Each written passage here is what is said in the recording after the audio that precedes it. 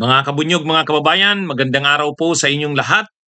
Welcome sa isa na namang episode ng ating talakayan dito po sa aking isa pang social media platform, Veritas. Ito pong Veritas YouTube channel, mayroon din po tayong Veritas Meta or Facebook page.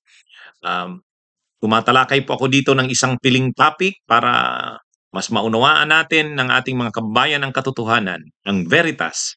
Dahil kung malalaman ng ating mga katotohanan ng ating mga kababayan ang katotohanan ang magpapalaya sa ating bayan.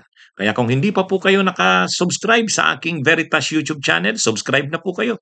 Kung hindi pa po kayo naka-follow sa ating Meta page na Veritas, follow na po kayo. Imbitahan nyo rin po ang mga kamag-anak ninyo, kakilala, kaibigan, para mas maraming marating ng ating mga talakayan para sa katotohanan. Mga kabunyog, may mga bagong kontrobersya na naman si Sara Duterte. Ha? Hindi na ito yung hindi na ito yung ah, hindi na ito yung confidential funds. Mga bago na naman 'to. Kung ano ito mamaya, i-discuss ko sa inyo. Pero kaya nga si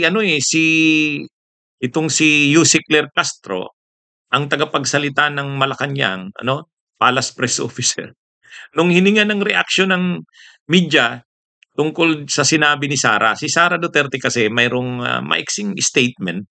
Ang sabi niya, lalabanan lalabanan niya raw ang kasakiman sa ating lipunan or sa ating bayan. Ganun yung pagkakasabi ni Sara. Lalabanan niya raw ang kasakiman. Laganap daw ang kasakiman sa ating bayan. Kaya sabi ni Sara Duterte, lalabanan niya yun. Ngayon, hininga ng reaksyon si Yussi Claire Castro. Ang reaksyon ni Yussi Claire Castro, natawa. Ito namang si Yussi Claire Castro. O di, lalo na namang magagalit sa kanya niyan si Sara Duterte at ang mga DDS.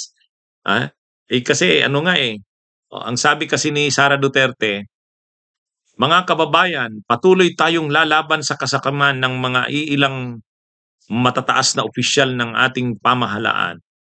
Yan December 1 yan sinabi ni Sara. Ngayon natawa si Yussi Claire Castro nang hininga ng reactions ng media. Ang sabi ni Yussi Claire Castro, siguro po unahin na muna natin ang OVP. Matindi rin kaya itong si Yussi Claire Castro na napipikon ang mga DDS sa kanya kasi nakikipagmardagulan talaga nakikipagbardagulan, real talk. Kung ano talaga yung totoo, sinasabi niya Kaya nagre-react yung mga DDS. At kahit si Sara Duterte, pikon na si Sara Duterte kay Yussi Claire Castro, lalo na ngayon, makakarating na naman yan kay Sara Duterte. Magko-comment na naman sigurado diyan si Sara. Pero naman si Yussi Claire Castro, para walang walang karapatan, walang kredibilidad, walang integrity si Sara Duterte magsabi ng gano'n. Walang K. Sino magsasabi ka tungkol sa labanan ang kasakiman ng mga ilang officials ng ating lipunan. Bakit siya? Imaginin mo, inubos mo yung 125 million in 11 days. Di ba ang tindi mo? At sa totoo lang, alam naman natin ang background ng confidential funds na yan. Pag upo nila Sara Duterte at saka ni PBBM, hindi pa sila magkaaway noon. Naupo sila June 2022, June 30. Pag upo nila, syempre ang minana ni Sara na budget, yung budget ni Leni, ay kukunti lang yon. Kasi ang budget lang ni Leni, ni dating VP Leni, mga 800 million yata nung time na yun, 700 million. Ay syempre, kalahati no, nagastos na halos ni VP Leni kasi from January to June, si VP Leni pa naman yung VP. Ay si Sara naupo June 30. So ang natira sa kanyang budget, kalahati ng budget ni VP Leni. Si VP Leni, okay na yung budget na yon, yung kalahati. Wala naman siyang magagawa Ginigipit naman siya lagi ni Duterte. Pero si Sara hindi. Kumbaga, hindi siya sanay sa maliit na budget. O kaya ang nangyari, dahil kaibigan niya pa naman noon si PBBM, humingi siya ng budget. Diba? Sabi kumbaga ano, "BBM, bigyan mo naman ako ng ano, budget, dagdagan mo naman yung budget ko. Kokonti yung budget ko." Ginawa ng paraan, ginawa ng paraan. Mula sa budget ng president, 'no, kasi maraming budget ang president no'n. Pag-upo ni PBBM siyempre yung minana niya galing kay Duterte marami yun. Binigyan niya si Sara, pinadalhan niya ng 125 million, transfer of funds ang nangyari. Pero para mabilis yung paggastos ni Sara at hindi mahirapan i-liquidate, confidential funds ang karakter ng budget. Ngayon pinasa kay Sara. Ang ginawa ni Sara, dumating yung budget sa opisina ng OBP, December 13. O di ilang araw na lang bago matapos yung ano, yung taon, inubos ni Sara yung 125 million, nagawa talagang ubusin. 11 days. May holidays pa yan ng Christmas, ha? Gano'n. Tapos sasabihin mo ngayon na hindi ka sakim. Ang tindi mo nga, eh. Una, hindi ka nakontento sa maliit na budget kaya nga humingi ka kaagad, eh. Nang sumunod na taon, 2023, hindi naman sila magkaaway pa rin ni PBBM no'n. Kaibigan niya pa yung Kongreso, sila Romualdez. Binigyan siya ng napakalaking budget, 2.2 billion yata. 2.2 billion. Tapos mayroon na naman siyang confidential funds, 500 million bilang Vice President tapos 125 million bilang DepEd. Saan ka nakakita? DepEd lang mayroong confidential funds. Wala niyan dati. Ganyan. Tapos, yun ba, yung gano'n na budget mo 2.2 billion tapos humingi ka pa ng confidential funds bilang OVP, wala si Lenny no'n. DepEd, mayroon pang 125 million confidential funds. Hindi ba kasakiman 'yun? Kaya ngayon, tama naman si Yussi Claire Castro. Si Sara Duterte ang magsasabi na labanan ang kasakiman ng mga opisyal ng bayan. Natawa na lang si Yussi Claire Castro. Nakakatawa naman talaga. Ha? Kahit nga si dating Senador Sonny Trillanes, na ano rin, hindi nasikmura, eh. Ha? Hindi niya masikmura na si Sara magsasabi ng gano'n. Ha? Labanan ang kasakiman sa ating lipunan ng mga opisyal daw ng bayan. Kaya binira din ni Trillanes, eh. Pero mas matindi yung kay Yussi Claire Castro kasi may kasabay na tawa. Nakaano 'yun. Kaya sigurado, ah, ano na naman 'yan, galit na naman 'yan si Sara kay Yussi Claire Castro. Pero 'yun nga, tama naman, unahin na muna, sabi ni Yussi Claire Castro, kung lalabanan yung kasakiman, unahin na muna siguro ng OBP ang sarili niya. Unahin na muna ni VP Sara daw, sabi ni Yussi Claire Castro. Kaya sigurado, galit na naman si Sara diyan kay Yussi Claire Castro at ang mga DDS. Pero sa totoo lang, tama si Yussi Claire Castro. Tingnan niyo ito ngayon. Itong lumabas ngayon na mga itong lumabas ngayon na kontrobersya na naman. Hmm? Oh, ah, ano ito? Kinol out ng COA, Commission on Audit, yung latest report sa OBP. Para sa taong 2023-2024, bumili ng mga equipments, bumili ng mga bagong equipments o kagamitan ang Office of the Vice President ayon sa COA report. Alam niyo kung mga CCTV units, vehicles o sasakyan, computer equipments at iba pang assets. Talagang maluho ang Vice President na ito. Alam niyo kung ano yung presyo? Overpriced, ang tindi. Overpriced. Bumili ang Office of the Vice President sa taong 2023 to 2024 ayon sa COA audit report, 13 units ng laptops. Alam niyo kung magkano yung halaga ng laptops? Yung 13 units, 3.92 million. Grabe, anong klaseng laptops yan? 13 units, 3.92 million? 300,000 bawat isa. Itong laptop kong ginagamit, parang matibay na 'tong laptop ko na 'to kasi gaming laptop ito. Gamit ko sa 40,000-50,000 'to. Ano na 'to, magandang quality na ng laptop 'to. Ano bang klase yung laptop na 300,000 ang bawat unit? Kasi based sa report ng Office of the Vice President, COA records ito, 13 daw na units ang binili ng Office of the Vice President. Ang halaga ng bawat unit ay 300,000. Anong klaseng laptop yan? At saka, di ba dapat sa gobyerno, okay, bumili ka ng laptop kung kailangan, pero hindi ka bibili ng ganyang presyo. Hindi ka bibili ng ganyang presyo. Kaya ano ito, ito pa, ha?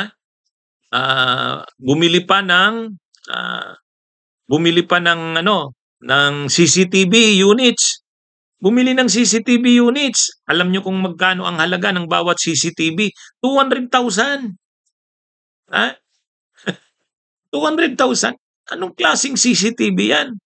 200,000 na CCTV. Oh. Kaya ito nga, ito yung nakalagay sa report. The additions, acquisitions in PPE of 36,851,856 points ay pesos 0.04 centavos and 39,254,026 pesos 0.2022 centavos for calendar years 2024 and 2023 respectively. So ibig sabihin, yung mga binili na mga gamit, equipment sa noong 2023, 39,254,026 pesos and 22 centavos. Grabe. Para lang sa mga bagong equipments noong 2023, 39 million. Tapos noong 2024, 36 million, 851,856. Grabe. Kaya matindi, mga kabunyog, mga kababayan. Bumili rin ng vehicles, motor vehicles. 90 na units ng motor vehicles. 26,372,000. Oh, grabe. Kaya ano ito, mga kabunyog, mga kababayan? CCTV 200,000 bawat isa. Ito, ang dami. Oh. Kaya mga kabunyog, mga kababayan, ngayon, ang ano dito, nung kinumpare ito nga item, CCTV, bawat unit. Sa OBP, ang unit cost kay Sara Duterte, 212,035 pesos per unit. Ang market price niyan, yung totoo, sabi ng mga 800 pesos lang to 2,500 ang per CCTV. Anong klaseng CCTV ito? Na bawat unit ay 212,035. Ang laptops, 300,000 plus bawat unit ay ang totoo 20,000 to 70,000. Yun na nga, ang laptop ko ngang ito 50,000, matibay na klase na yan. Ha? Bumili rin ng TV units. Ang TV, ang per unit ng TV binili ng OBP ni Sara, 63,000.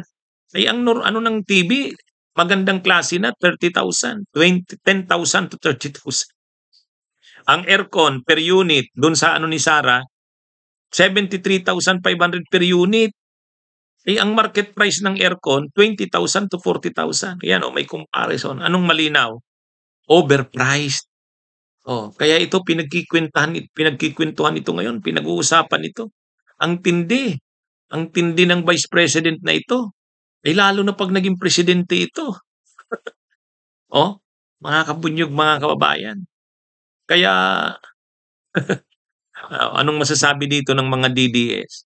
Anong masasabi ninyo dito? Ang linaw-linaw. Kaya ito, COA report na ito, ha? COA report na ito. Kaya matindi tong ano ni Sara. Tapos siya ngayon ang magliliktura na ano daw, labanan ang kasakiman ng ilang opisyal ng bayan. Kasakiman. Ito, tingnan nyo to. Naghihirap ang taong bayan. Naghihirap ang bayan. Tapos bibili ka ng mga bagong equipments, overpriced. Ang tindi nito. Ito ba yung ano? Kaya nga yung panawagang pareho na lang kung magre-resign si PBBM, si Sara dapat mag-resign din.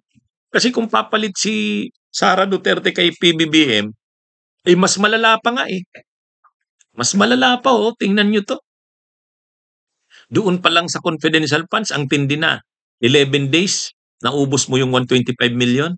Tapos ngayon naman, sa mga acquisitions ng mga equipments ng opisina niya, grabe overpriced na. Actually mayroon pang nakita ako, hindi ko lang may nabasa pa ako kaya lang busy ako noon. Hindi ko natapos tingnan o basahin. Tungkol naman sa livelihood din. Ito hindi sasabihin na naman nila, paninira na naman ito sa office ng Vice President. COA nga ang naglabas nito. COA. Commission on Audit. Kaya, paano ito ngayon sasagutin ng mga DDS? Ang sabi ng mga DDS, o yun, ano nga bang sabi ni Jimmy Bundok? Ba't hindi daw subukan si Sara? Hmm, ah, papag-resignin na daw si PBBM, subukan na si Sara kasi, ano daw, mas magaling daw si Sara, hindi raw kurap. Yang mga kurap daw na yan, makukulong na yan 'pag si Sara. Ngayon daw kasi hindi na ipapakulong, ang tagal-tagal. Pero 'pag si Sara makukulong yan, ha? 'Pag si Sara ang naging presidente, ang makukulong sila Marcos at sila Romualdez. Pero sila Chis Escudero, Jinggoy Estrada, Joel Villanueva, yung mga kaalyado niya, hmm, oh, wala yan. Sila Cayetano, hindi yan. Sila Villar, oh, hindi yan makukulong. Oh, yan ang ano diyan. At mawawala na daw ang korapsyon kasi mahigpit daw sa korapsyon ang mga Duterte. Ito, tingnan niyo ito. Ito ay datos ito. Malinaw. Ang linaw-linaw, maliwanag pa sa sikat ng araw. Imaginin niyo, saan ka nakakita ng laptop na 300,000? Ha? Laptop, 300,000 per unit? Hmm? Ang tindi. Ang tindi. Oh. Tapos CCTV, 212,000 per unit. Oh, ay grabe. Television, 63,000 per unit. Aircon, 73,000 per unit. Anong klase na ito? Ha? Kaya mga kabunyog, mga kababayan, matindi 'tong kontrobersya na ito. Inuulit ko, hindi sa atin galing 'tong ano na 'to, ano na 'to. Ano 'to, galing sa ano, sa COA. Pinablis ito sa mga dyaryo. Ito Philippine Star yung source natin nito. Kaya nga ano, grabe yung ano ngayon, grabe yung, ah, kontrobersyang ito ng Office of the Vice President. Kaya, mga kabunyog ano, ah, ito, may isa pang ano naman, kontrobersya rin, na involved na naman si Sara. O kaya yung sinasabi ni Sara na labanan ng kasakiman, o ito, alam niyo pala, sa personnel pala ng Office of the Vice President, yung kabuuang ano, yung staff ng Office of the Vice President, alam niyo pala yan mga kabunyog, mga kababayan, kalahati ng staff ng Office of the Vice President, alam niyo kung saan? Sa security. Security ng Vice President. Ha? Yan yung ano, yan na ano ano mismo, ito featured article ito sa Rappler. Hindi naman hindi naman magfi-feature ng article na ito ang Rappler ng hindi totoo, Ito yan. Oh. Sa article ng Rappler, inano ito, Sara Duterte security detail comprised nearly half of OVP personnel in 2024. Hindi po 'to luma, tingnan niyo ang date, Tingnan niyo ang date. December 2, 2025. Oh, oh, nearly half, almost ano, halos kalahati ng kanyang personnel sa Office of the Vice President, security detail. Ang tindi nito. Ano bang ano niya? Kaya pala yung mga nakikita natin, kaya pala yung mga nakikita natin, 'di ba? Kapag pumapasok si Sara Duterte, talo pa ang presidente. Oh, papunta dun sa stage at pababa, may ano, kinokordon ng kanyang mga security. Pagpunto nga sa Senado, nakordon din, ang dami. Ha? Ano bang ano? Si VP Leni nun hindi gano'n, Kahit yung mga dating Vice President, si JMA nung naging Vice President, si Gigi Marbinay, si Ginggona naging Vice President, si Kabayan, si Noli de Castro, hindi ganyan. Ito lang si Sara Duterte. Ito lang. Ha? At siyempre, 'pag napakarami kang security, parang 700 plus yata ang kabuuang personnel ng OBP, 400 plus. Ah, ah, ano 'yan, tingnan nga natin yung aktuwal na figures niyan, ah. Ano 'yan, mga kabunyog, mga kababayan, napakatindi niyan. Ibig sabihin, ano ito, itong kapag napakarami mong security, siyempre marami kang bitbit paglakad. Bawat lakad mo ang dami mong security. So ngayon, ito ang actual figure. Of the OVP's personnel in 2024, 781. 721 ang OVP personnel noong 2024. Sa 781 na yan, 335, kaya nga nearly half, halos kalahati. Halos kalahati ay security detail. Kaya ang tindi nito. Actually, sa bawat lakad niya na yan, ang maraming security detail niya na yan, ginagastusan niya ng gobyerno. So kapag ganyan kalaki ang security detail mo, hindi lang naman yan usapin ng sweldo. Usapin din yan ng iba pang operating expenses. Kasi kapag lumalakad ang vice presidente na ganyan karami ang security niya, yung gastos niyan malaki rin. Siyempre mag stay yan sa hotel. Siyempre mga sasakyan niya na gagamitin. Pagkain. O yun. Kaya paano mo ngayon masasabi ito na simple? ha? Oh. Kaya out of 781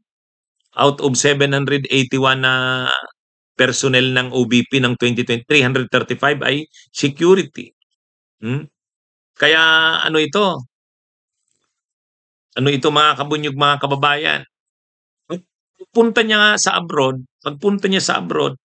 may kasama pa siyang security. Di siyempre gastos din yan ng gobyerno. Siyempre gastos ng gobyerno yan, pera ng bayan yan. Ganyan katindi. Kaya pag nakikita natin doon na yung security ni Sara Duterte, kinokordon siya, talo pa ang presidente, o ang ibig sabihin nun, gastos ng bayan yon. Una yung sweldo niya. Pangalawa yung gastos niyan kapag lumalakad kasama ang vice presidente. Talo ang mga nakaraang vice presidente nito. Sobra ang gastos. Sa confidential fund, sobra ang gastos. Sa mga equipment, sobra ang gastos. Nakita natin kanina. Sa personnel, buti sana kung ang mga personnel mo talagang para sa paglilingkod sa bayan, nagdagdag ka ng tao, ang dami mong tao sa opisina mo para sa serbisyo sa taong bayan. Hindi. Security nga. Security. Ang tindi. At katulad nga ng nasabi ko, kapag security yan, kasama ng Vice President yan, hotel, sasakyan, pagkain, o yun. Yun yung kakbit niyan. Kaya, ngayon, balikan natin yung sinasabi ng mga DDS nila Jimmy Bundok. Subukan daw muna si Sara. Huwag daw husgahan. Ito na nga, Vice President, nasusubok na kung anong klase. Vice President pa lang yan. Ay di lalo na kung President ka. Napakatindi ng kapangyarihan mo. Napakaraming resources ang hawak mo. kung ngayon nga na Vice President ka, ganyan ka, ay di lalo na pag President. Kaya kung si PBBM ay magre-resign, hindi pwedeng siya lang mag-resign. Dapat pati si Sara. Kaya nga yung panawagan yan pinipilit ng mga DDS, pag nag-resign si PBBM, si Sara ang papalit. Hindi. Mayroon pa namang ibang opsyon na available sa konstitusyon. Kung mag-resign si PBBM, dapat mag-resign din si Sara. Nakalagay naman yan sa konstitusyon eh. Pwede naman pareho mag-resign, President, Vice President. Papalit ang Senate President, mag-a-acting President, tapos magpapatawag ng special election. Yun. Pero kung ay pipilit ng mga DDS na si Sara ang papalit, wala, ubos ang pera ng bayan. Kung ngayon nakikita natin yung ganitong tindi ng korupsyon, ay lalo pag si Sara. Kasi yung mga aliado ni Sara na mga kongresista, senador, lalong titindi yan. Kung ngayon nga matindi na, lalong titindi. Kasi alam nilang si Sara, pag nagpresidente si Sara, presidente natin, ano rin yan? Ano rin yung gumastos, dapat tayo rin, hindi tayo magpahuli. Di ba? Kaya tuloy ang masasayang araw nila Cheese Escudero, nila Jinggoy, nila Joel Villanueva, nila Cayetano, nila Villar. Tuwang-tuwa yung mga yan. Ano yan? Siyempre, yung kapatid niya, si Pulong, sila Baste. Yan yung mangyayari. Kaya yung sinasabi ng mga DDS na 'pag si Sarang naging presidente masusugpo ang korapsyon, ang layo niyan. Oh, ito dalawa pa lang ito sa diniscuss natin ngayon, yung tungkol sa grabeng mga equipments na binili na overpriced at saka itong grabeng personnel o tauhan ng ano, ng OBP. Kalahati security, ang tindi, kaya tama lang si ano, si Yussi Claire Castro nung tinanong ng media kung anong reaksyon doon sa sabi ni Sara, kasi sabi ni Sara, "Labanan natin ang namamayaning kasakiman ng ilang opisyal sa ating bayan." Ang sagot ni Yussi Claire Castro, natawa. Tapos sabi niya, "Oh, unahin siguro ang OBP." Unahin daw ang OBP. At gano'n din si dating Senador Sonny Trillanes. Hmm, si dating Senador Sonny Trillanes na ano rin, ah, na ano, hindi masikmura yung sinabi na yun ni Sara. Anyway, 'yan mga kabunyog ang ano, ang, ating topic dito sa Veritas. Magandang araw sa inyong lahat. Mabuhay po tayo.